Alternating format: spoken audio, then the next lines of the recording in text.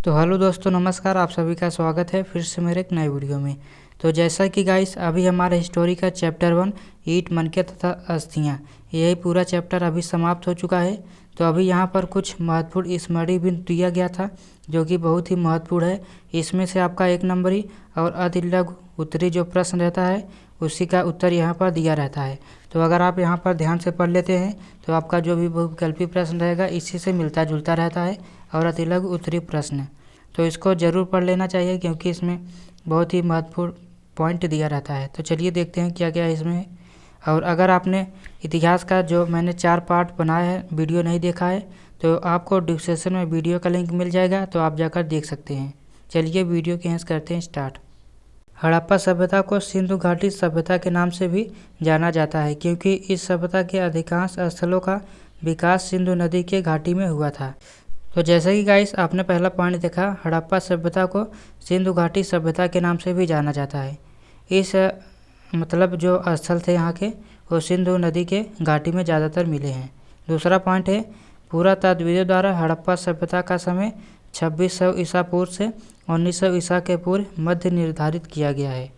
Radio carbon 14 जैसी नवीनतम विश्लेषण पद्धति द्वारा हड़प्पा सभ्यता का समय 2500 ईसा पूर्व से 1750 ईस्वी तक माना गया है, जो सर्वाधिक मान्य है। तो जैसे कि इसमें अति लघु एक प्रश्न बन जाता है, तो अगर पेपर में पूछ लेता है हड़प्पा सभ्यता का काल निर्धारण क्या है तो आप इसमें लिख सकते हैं 2600 से 1900 ईसा पूर्व। अगला पॉइंट है, इस सभ्यता का नामकरण हड़प्पा नामक स्थान के नाम पर किया गया है जहाँ यह संस्कृति सर्वप्रथम खोजी गई थी।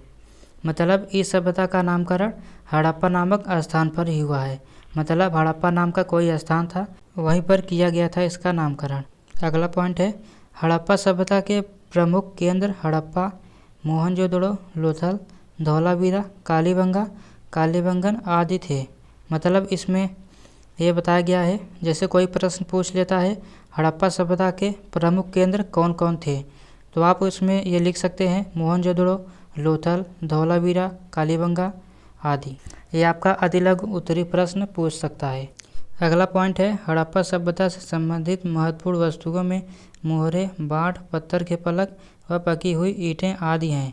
अगला पॉइंट है, हड़प्पा सभ्यता के लोग अनेक प्रकार के पेड़ पौधों से प्राप्त उत्पाद एवं जानवरों से प्राप्त भोजन का उपयोग करते थे।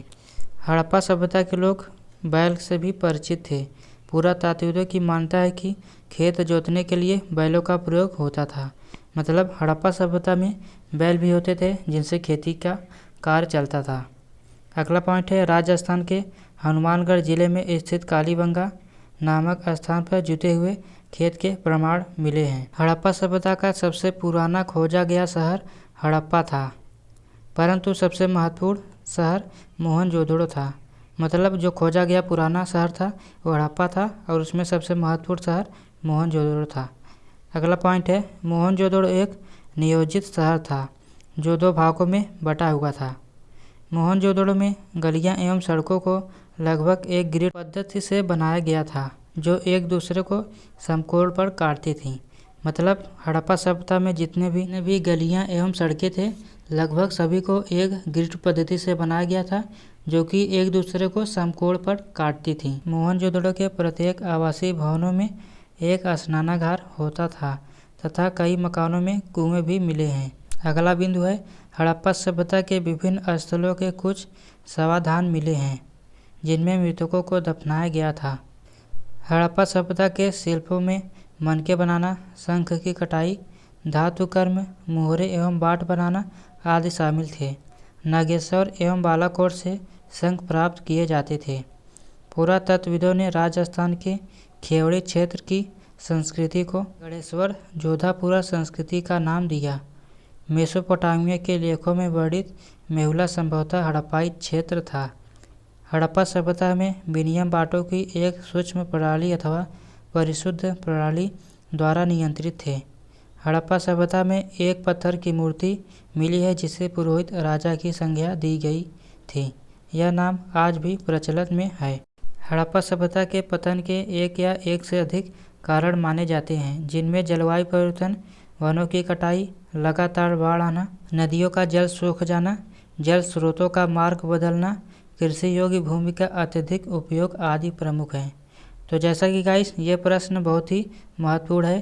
तो आपका यह प्रश्न पूछ सकता है कि हड़प्पा सभ्यता के पतन के कारण क्या थे। तो आप इसमें लिख सकते हैं जलवायु परिवर्तन, वनों की कटाई, लगातार बाढ़ें आना, नदियों का जल सूख जाना, जल स्रोतों का मार्ग बदलना, कृषि योग्य भूमि का अत्यधिक उपयोग। तो आपको इसी तरह से ऐसे लिख देना है, आपको पूरा नंबर मिल जाएगा। अगला बिंदु है भारतीय पुरातत्व सर्वेक्षण विभाग के प्रथम जनरल अलेक्जेंडर कनिंघम को भारतीय पुरातत्व का जनक कहा जाता है। तो ये भी आपका एक प्रश्न बन सकता है। उसके बाद अगला बिंदु है सिंधु घाटी की सभ्यता की खोज में दो पुरातात्विक दयाराम साहनी एवं राखालदास बनर्जी का प्रमुख योगदान रहा है। तो यह भी आपका एक प्रश्न बन सकता है।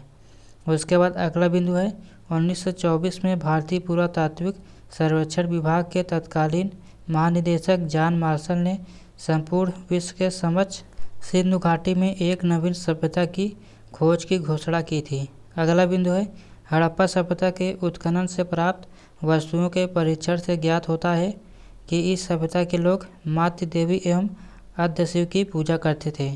तो उस समय भी शिव जी का पूजा होता था। तो फाइनली गाइस बुक में हमारे सिर्फ मातृ देवी का चित्र दिया गया है। तो आप इधर देख सकते हैं और यहाँ पर एक पुरोहित राजा है, तो उनका भी चित्र आप देख सकते हैं किताब में दिया गया है। और यहाँ पर कुछ हड़प्पा सभ्यता से संबंधित कुछ अवशेष प्राप्त हुए हैं। तो इधर आप देख सकते हैं, तो उतना साफ तो नहीं दिखाई दे रहा है। तो फाइनली गाइस अगर आप मेरे चैनल पर नए हो, चैनल को सब्सक्राइब कर बेल आइकन प्रेस कर लेना। काल के वीडियो में बहुविकल्पी और अति लघु उत्तरीय प्रश्न रहेगा। तो भाई साहब मैं वीडियो बनाते बनाते थक चुका हूँ, और सब्सक्राइब भी नहीं बढ़ रहे हैं। चलिए देखते हैं क्या होता है आगे। तो चलिए मिलते हैं काल के वीडियो में, तब तक के लिए धन्यवाद। जय हिंद।